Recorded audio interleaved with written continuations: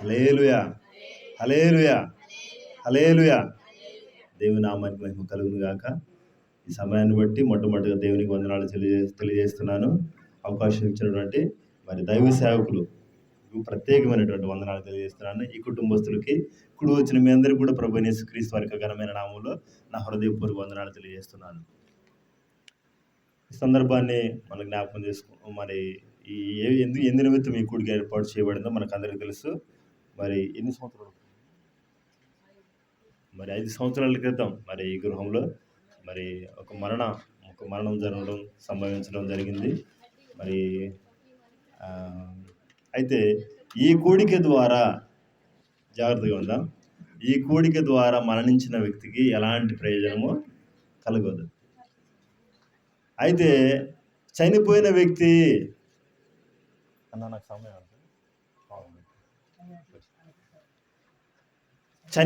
వ్యక్తి ఏం చేస్తున్నారంటే, బ్రతికున్న ఇక్కడ కూర్చొని ఉన్న యంత్ర శబ్దం ద్వారా వింటున్న ప్రతి ఒక్కరికి ఒక హెచ్చరికను జారీ చేస్తూ ఉంటున్నారు. చనిపోయిన వ్యక్తి ఈ కూడిక ద్వారా చనిపోయినటువంటి వ్యక్తికి ఏ మాత్రం ప్రయోజనం ఉండదు.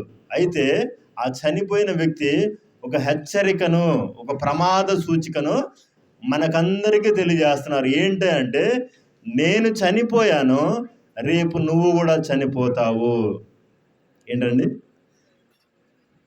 నేను చనిపోయా, రేపు నీవు కూడా చనిపోతావు అనే ఆ హెచ్చరికను మాత్రమే అతను జారీ చేయగలుగుతున్నాడు. అయితే ఈ లోకంలో జీవిస్తున్న మనము, వాక్య సెలవిస్తూ ఉంది, పాపములోనే పుట్టిన మనము, పాపములోనే జీవిస్తున్న మనము, పాపములోనే చనిపోవడం దేవునికి ఇష్టము లేదు.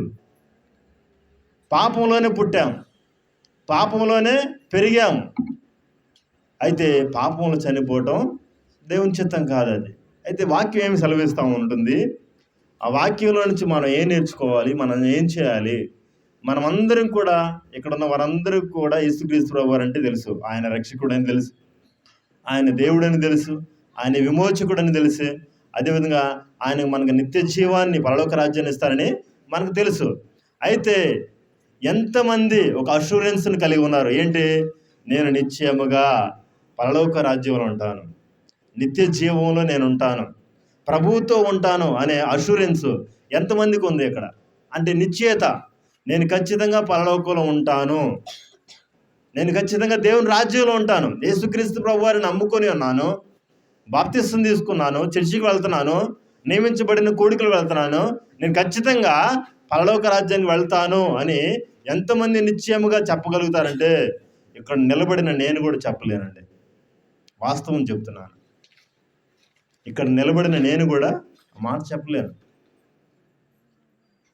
ఎందుని బట్టి చెప్పలేనంటే, దేవుని వాక్యంలో నుంచి నన్ను నేను చూసుకుంటున్నప్పుడు, దేవుని వాక్యంలో నుంచి నన్ను నేను పరిశీలన చేసుకుంటున్నప్పుడు, నాలో దేవునికి వ్యతిరేకమైనవి ఎన్నో ఉంటున్నాయి, నాలో ఉంటున్నాయి. మరి మీలో ఉంటున్నాయో లేవో మీరే తెలుసుకోవాలి. పాప సంబంధమైన లోకంలో మనం ఉంటున్నాం. యెషయా భక్తుడు అంటాడు, బైబిల్ గ్రంథంలోనే పెద్ద ప్రవక్త తను అంటున్నారు, గొప్ప దర్శనాలు చూసినటువంటి వ్యక్తి, దేవుని మహిమను చూసినటువంటి వ్యక్తి, దేవుని సింహాసనం మీద ఆయన కూర్చుని చూసినటువంటి వ్యక్తి, పరిశుద్ధుని కొలవబడుతున్నటువంటి ఆ మహిమా స్వరూపుని చూసినటువంటి వ్యక్తి, ప్రవక్త కేక వేస్తున్నాడు, అయ్యో నేను అపవిత్రమైన పెదవులు గలవాడినయ్యా, అపవిత్రమైన ప్రజల మధ్య నేను నివసిస్తున్నానయ్యా అని అంటున్నాడు. గొప్ప ప్రవక్తే, దేవుని దగ్గర నుంచి దర్శనాలు పొందుకుంటున్నటువంటి వ్యక్తి, దేవుని దగ్గర నుంచి ప్రత్యక్షతను పొందుకుంటున్నటువంటి వ్యక్తి, దేవుని దగ్గర నుంచి వర్తమానం తీసుకొని ప్రజలకు తెలియజేస్తున్నటువంటి వ్యక్తి, గొప్ప ప్రవక్త, పెద్ద ప్రవక్త.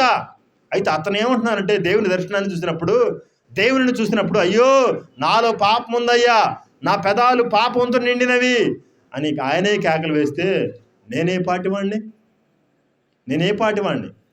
అపవిత్రమైన ఆయన లోకంలో జీవిస్తూ, అపవిత్రమైన ప్రజల మధ్య జీవిస్తూ ఎక్కడ చూసినటువంటి మరి దేవునికి వ్యతిరేకమైన కలాపాలను చూస్తూ ఈ లోకంలో నేను పరిశుద్ధంగా జీవించగలుగుతున్నానా అని పరిశీలన చేసుకుంటే వాక్యం నుంచి ఎన్నో దేవునికి ఇష్టం లేని కార్యాలు ఎన్నో ఉంటున్నాయి. దేవుని బిడ్డలారా, అయితే వాక్యంలోనికి వెళదాం. రోమీయులు రాసిన పత్రిక 6వ అధ్యాయము 5వ వచనం చదువుతాం. రోమీయులు రాసిన పత్రిక 6వ అధ్యాయము 5వ వచనం. మరియు ఆయన మరణం యొక్క సాదృశ్యమందు ఆయనతో ఐక్యము గలవారమైన ఎడల ఆయన పునరుద్ధానము యొక్క సాదృశ్యమందును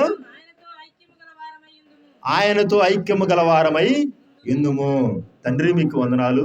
ఈ వాక్యం ద్వారా మాతో మీరు మాట్లాడండి, మీ ఆత్మకార్యం జరిగించండి. ముందు నిలబడిపోయి మీ దాసును కూడా మీరు అభిషేకించి వాడుకోనండి. నా ముందు మాట్లాడిన మీ దైవ సేవకుని బట్టి స్తోత్రాలు చెల్లిస్తున్నాను. మంచి ఆరోగ్యాన్ని ఇచ్చి అభిషేకించి వాడుకోనండి. యేసు నామములో అడుగుచున్నాను తండ్రి, ఆమేన్. చూడండి దేవుని బిడ్డలారా, దేవుని వాక్యం సెలవిస్తూ ఉంది, మరియు ఆయన మరణము యొక్క సాదృశ్యమందు ఆయనతో ఐక్యము గలవారమైన ఎడల ఆయన పునరుద్ధానం యొక్క సాదృశ్యమందును ఆయనతో ఐక్యము గలవారమగుదుము. నీవు నేను పునరుద్ధానం చెందాలి. ఏదో ఒక దినాన చనిపోతాం, ఈ దేహాన్ని విడిచిపెట్టి వెళ్ళిపోతాం. మనకంటే గొప్పవారు, రాజులు, రాజ్యాలు లేని వాళ్ళు, చక్రవర్తులు, ఎంతోమంది జ్ఞానం కలిగిన వాళ్ళు, ధనము కలిగిన వాళ్ళు, బలము కలిగిన వాళ్ళు ఎంతోమంది పోతా ఉన్నారు, వెళ్ళిపోతా ఉన్నారు ఈ లోకాన్ని విడిచిపెట్టి. అదేవిధంగా మనమందరం ఎంతోమంది కూడా మనతో పాటు ఉన్న వాళ్ళు చూస్తూనే ఉంటున్నాం. రోజుకి ప్రతిరోజు మరణ వార్తలు వింటూనే ఉంటున్నాం, చనిపోతానే ఉంటున్నారు. అయితే దేవుని బిడ్డలారా, చనిపోయిన వ్యక్తి, యేసు ప్రభు వారిని నమ్మి చనిపోయిన వ్యక్తి దేనిని కోరుకుంటారు? పునరుద్ధానాన్ని కోరుకుంటాడు. ప్రభు యందు విశ్వాసం ఉంచాను నేను, అయితే నేను చనిపోయిన తర్వాత నేను పునరుద్ధానం చెందాలి. ప్రభు మేఘారుడై వస్తున్నారు. ఆయన మేఘారుడై వచ్చినప్పుడు, ఆయన బోర మ్రోగినప్పుడు సమాధిలో నిద్రిస్తున్న నేను మొదట లేవాలి. చూడండి, మనకు ఒక నిరీక్షణ ఉంది. అదే చనిపోయిన తర్వాత మనం పునరుద్ధానం చెందాలి, సజీవులమై లేచి ప్రభువుతో పాటు ఉండాలని దేవుడు కోరుకుంటూ ఉంటున్నాడు.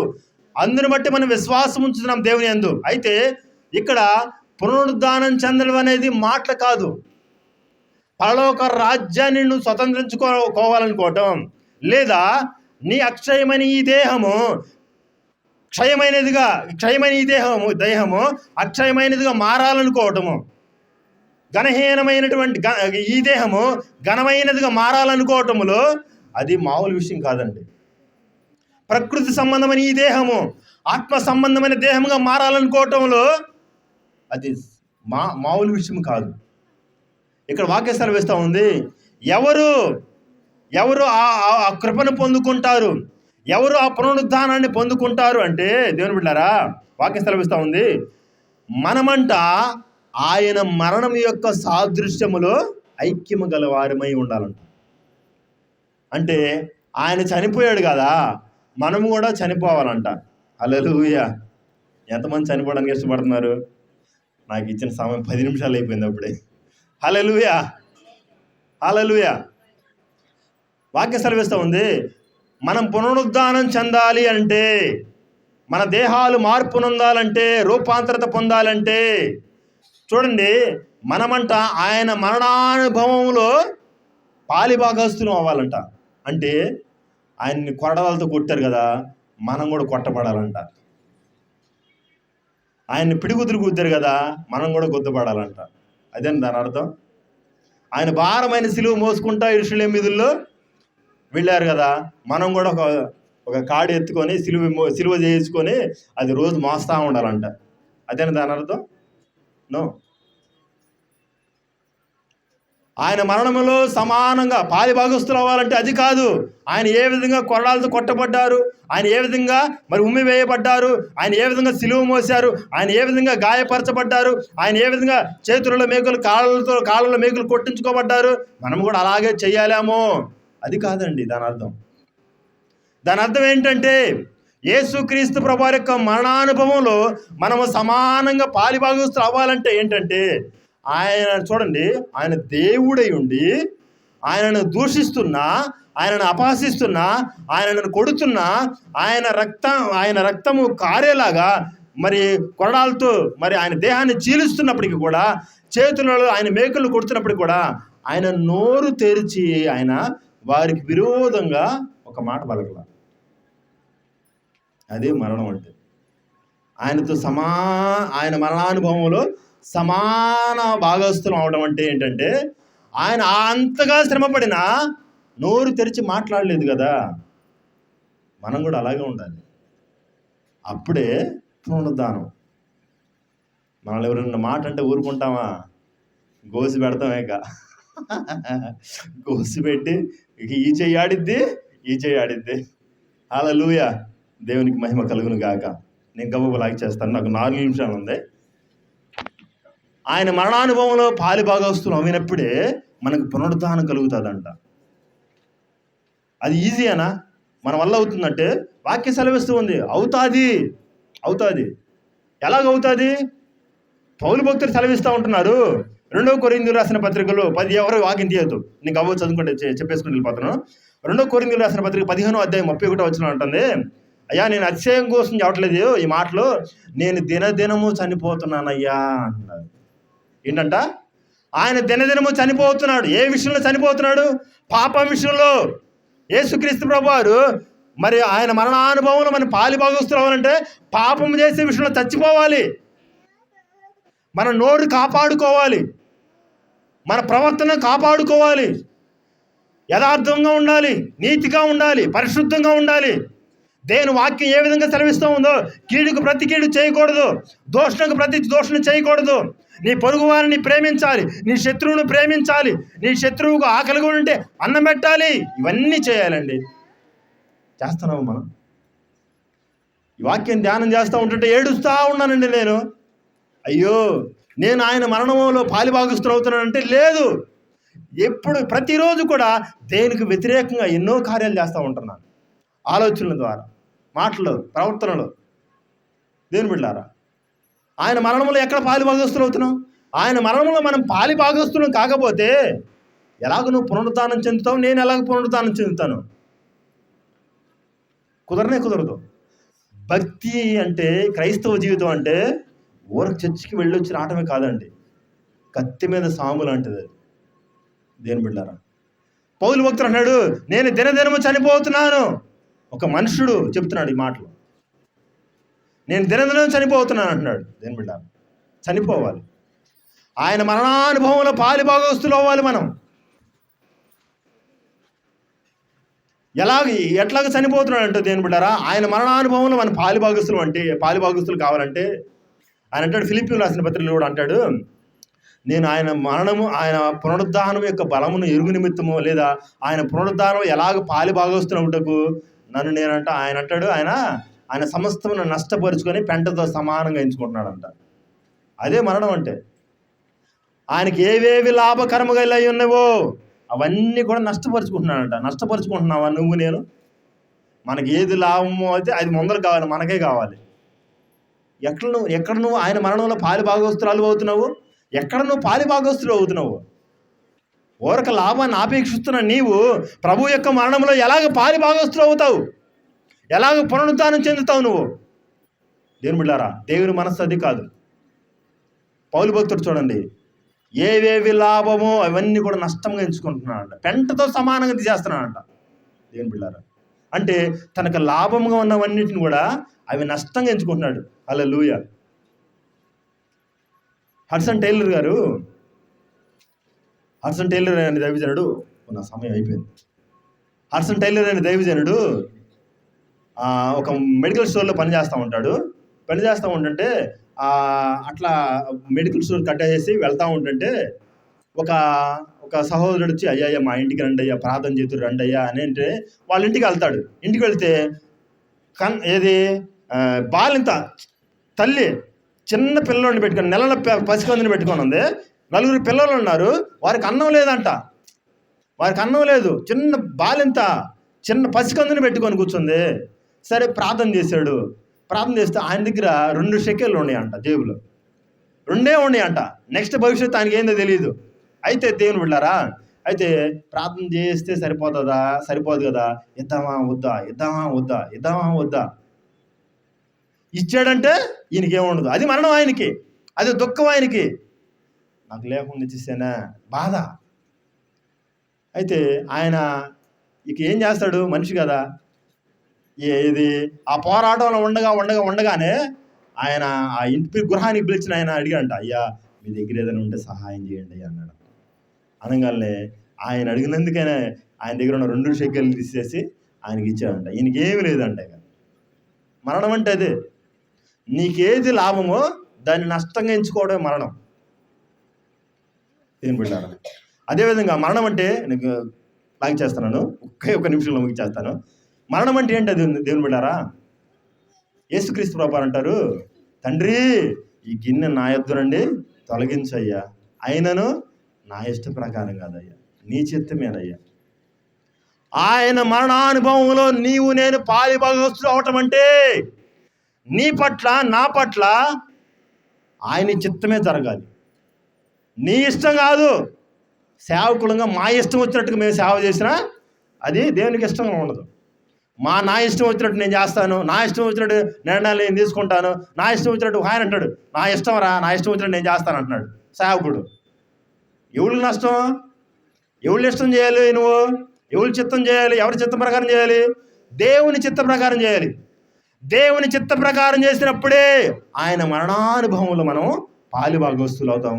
అప్పుడే పునరుత్థానం ఉంటుంది. దేవుని బిడ్డలారా చూడండి, ఆయన మరణానుభవంలో మన పాలిభాగస్తులైనప్పుడు మాత్రమే మనకు పునరుత్థానం ఉంటుంది. ఈ దేహం మారిపోతుంది. క్షయమైన ఈ దేహం అక్షయతను ధరించుకుంటుంది, మహిమను ధరించుకుంటుంది, ఘనతను ధరించుకుంటుంది. ఎప్పుడు? నీ యొక్క లాభాన్ని నష్టంగా దేవుని కొరకు ఎంచుకున్నప్పుడు. 2 మెయిన్ ఏంటంటే నీ పట్ల నా పట్ల ఆయన చిత్తం జరగాలి.